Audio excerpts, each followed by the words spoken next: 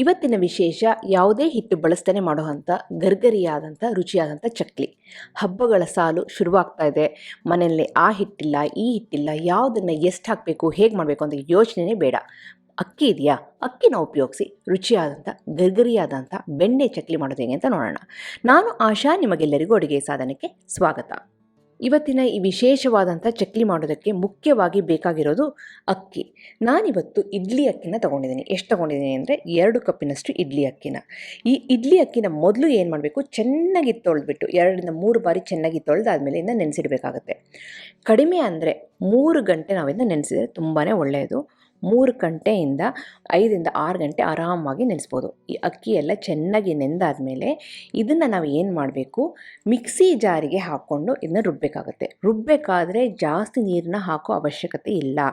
ಸ್ವಲ್ಪ ನೀರನ್ನು ಬಳಸಿ ಇದನ್ನು ಸ್ವಲ್ಪ ಗಟ್ಟಿಯಾಗಿ ನಾವು ರುಬ್ಕೋಬೇಕಾಗತ್ತೆ. ಇಷ್ಟು ಗಟ್ಟಿಯಾಗಿದ್ದರೆ ಮತ್ತೆ ನಾವು ಸಾಮಗ್ರಿಗಳನ್ನ ಹಾಕಿ ಕಲಿಸ್ಬೇಕಾದ್ರೆ ಹದ ಕರೆಕ್ಟಾಗಿ ಬರುತ್ತೆ. ಅಕಸ್ಮಾತ್ ಜಾಸ್ತಿ ನೀರಾಗಿ ನಾವು ರುಬ್ಕೊಬಿಟ್ರೆ ನೀರಾಗಿ ಹೋಗ್ಬಿಡುತ್ತೆ. ಆಗ ಚಕ್ಲಿ ಹಿಟ್ಟಿನ ಹದಕ್ಕೆ ಬರೋದು ತುಂಬಾ ಕಷ್ಟ. ಈಗ ನೋಡಿ, ಸ್ವಲ್ಪ ಚಿರೋಟಿ ರವೆ ಟೆಕ್ಸ್ಚರ್ಲಿರಬೇಕು, ಈ ರೀತಿ ಗಟ್ಟಿಯಾಗಿರಬೇಕು. ನೆಂದಿರೋ ಅಂಥ ಅಕ್ಕಿನಲ್ಲಿ ಸ್ವಲ್ಪ ತೇವಾಂಶ ಇರುತ್ತೆ, ಅದೇ ಸಾಕು. ಸ್ವಲ್ಪ ಬೇಕು ಅಂದರೆ 1ರಿಂದ 2 ಟೇಬಲ್ ಸ್ಪೂನಷ್ಟು ನೀರು ಹಾಕಿದ್ರೆ ಸಾಕು. ಹದ ಮಾತ್ರ ಈ ಹದದಲ್ಲಿ ಅಕ್ಕಿನ ರುಬ್ಕೋಬೇಕಾಗುತ್ತೆ.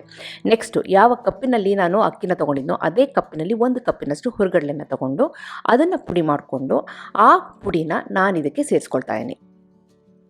ರುಬ್ಬಿರೋ ಅಂತ ಅಕ್ಕಿ ಹಿಟ್ಟಿಗೆ ಸೇರಿಸ್ಕೊಂಡು ನೆಕ್ಸ್ಟು ರುಚಿಗೆ ತಕ್ಕಷ್ಟು ಉಪ್ಪು, ಹಾಗೆಯೇ ಒಂದು ಅರ್ಧ ಟೀ ಸ್ಪೂನಷ್ಟು ಜೀರಿಗೆನ ಚೆನ್ನಾಗಿ ಈ ರೀತಿ ಉಜ್ಜಿಬಿಟ್ಟು ಸೇರಿಸ್ಕೊಳ್ತಾ ಇದ್ದೀನಿ. ಜಾಸ್ತಿ ಸಾಮಗ್ರಿ ಹಾಕೋ ಅವಶ್ಯಕತೆ ಇಲ್ಲ.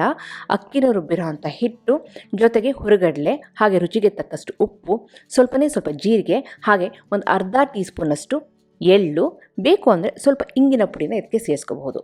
ನಾನಿವತ್ತು ಸೇರಿಸಿದ್ದೀನಿ, ಅದು ವಿಡಿಯೋದಲ್ಲಿ ರೆಕಾರ್ಡ್ ಆಗಿಲ್ಲ. ಸ್ವಲ್ಪ ಇಂಗಿನ ಪುಡಿನ ಹಾಕಿ ಇದನ್ನ ಚೆನ್ನಾಗಿ ಕಲಸೋಣ. ಇವಾಗ ನೀರಿನ ಅವಶ್ಯಕತೆ ಸಾಮಾನ್ಯವಾಗಿ ಬರೋದಿಲ್ಲ. ಈ ಹಾಕಿರೋಂಥ ಹಿಟ್ಟಿನಲ್ಲೇ ಈ ಕರೆಕ್ಟಾಗಿರೋ ಹದಕ್ಕೆ ಬರುತ್ತೆ.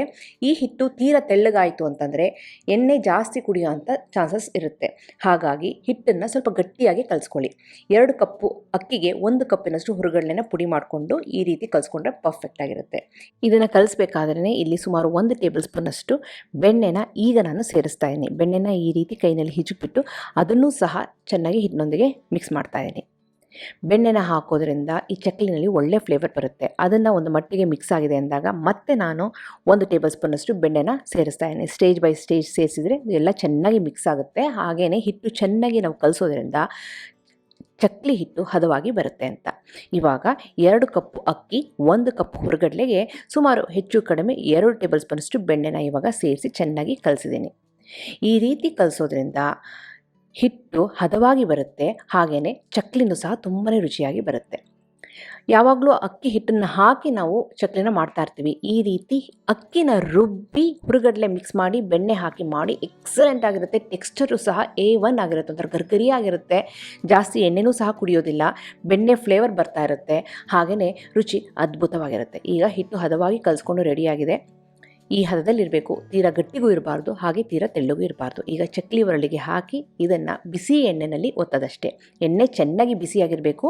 ಈ ರೀತಿ ಒತ್ತುತ್ತಾ ಇದ್ದೀನಿ. ನಾವು ಅಕ್ಕಿನ ರವೆಯಾಗಿ ರುಬ್ಬಿರೋದ್ರಿಂದ ಸ್ವಲ್ಪ ರೌಂಡಾಗಿ ಬರೋದು ಕಷ್ಟ.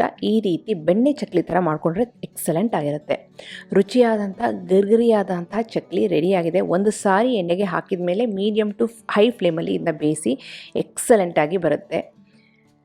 ಅಕ್ಕಿ ಹಿಟ್ಟು ಇಲ್ಲದೇನೂ ಸಹ ಮನೇಲಿರುವಂಥ ಅಕ್ಕಿನ ಉಪಯೋಗಿಸಿ ರುಚಿಯಾದಂಥ ಚಕ್ಲಿನ ಈ ಹಬ್ಬಕ್ಕೆ ಮಾಡೋದು ಹೇಗೆ ಅಂತ ತೋರಿಸ್ತೀನಿ. ನೀವು ಮನೆಯಲ್ಲಿ ಟ್ರೈ ಮಾಡಿ ಹೇಗೆ ಬಂತು ಅಂತ ನಂಗೆ ಕಮೆಂಟ್ ಸೆಕ್ಷನಲ್ಲಿ ದಯವಿಟ್ಟು ತಿಳಿಸಿ. ಹಾಗೆ ನೀವಿನ್ನೂ ಅಡುಗೆ ಸಾಧನಕ್ಕೆ ಸಬ್ಸ್ಕ್ರೈಬ್ ಆಗಿಲ್ಲ ಅಂದರೆ ತಡ ಯಾಕೆ, ಈಗಲೇ ಸಬ್ಸ್ಕ್ರೈಬ್ ಆಗಿ ಪಕ್ಕದಲ್ಲಿರುವ ಬೆಲ್ ಬಟನ್ ಕೂಡ ಟಚ್ ಮಾಡಿ. ನಿಮಗೆ ವಿಡಿಯೋ ಇಷ್ಟ ಆಯಿತು ಅಂದರೆ ಲೈಕ್ ಬಟನ್ನ ಕ್ಲಿಕ್ ಮಾಡಿ, ಫ್ರೆಂಡ್ಸ್ ಆ್ಯಂಡ್ ಫ್ಯಾಮಿಲಿ ಜೊತೆ ಶೇರ್ ಮಾಡಿ, ವಾಟ್ಸಪ್ಪಲ್ಲಿ ಶೇರ್ ಮಾಡಿ. ಮತ್ತೊಂದು ಇಂಟ್ರೆಸ್ಟಿಂಗ್ ರೆಸಿಪಿಯೊಂದಿಗೆ ಭೇಟಿ ಆಗ್ತೇನೆ. ಅಲ್ಲಿವರೆಗೆ thank you, bye bye, see you.